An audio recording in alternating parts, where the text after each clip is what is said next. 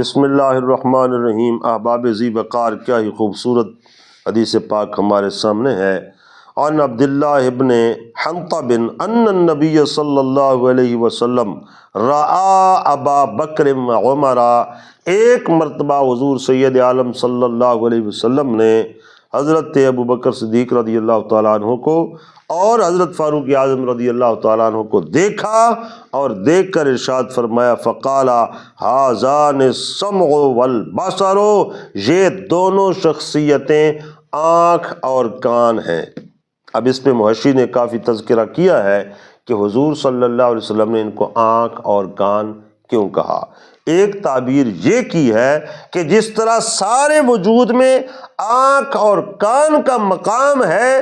یہی مقام میرے فاروق اعظم رضی اللہ تعالیٰ عنہ کا اور سیدنا صدیق اکبر رضی اللہ تعالیٰ عنہ کا ہے۔ ایک تعویل محشی نے یہ کی ہے کہ یہ میرے لیے آنکھ اور کان ہے کہ گویا ان سے، ان کے سبب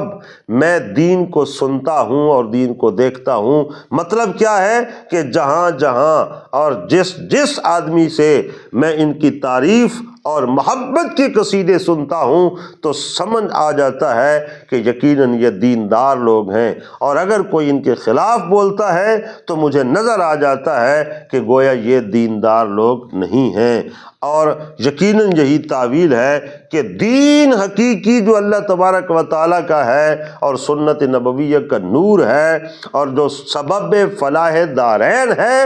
اس کے سننے کے لیے اور اس کے دیکھنے کے لیے آنکھ اور کان کی حیثیت شیخین کریمین کی ہے کہ جس کے قلب میں شیخین کریمین کی محبت و اتباع ہے وہ حق کو دیکھ بھی لے گا اور حق کو سن بھی لے گا، اور اگر کسی کے قلب میں ان دونوں شخصیتوں کی محبت کی شمع روشن نہیں ہے تو گویا سمع اور بصر کہنے کا مطلب یہ ہے کہ وہ دین کو نہ دیکھ سکے گا نہ سن سکے گا۔ اللہ تعالی ہمیں ان کی محبت عطا فرمائے۔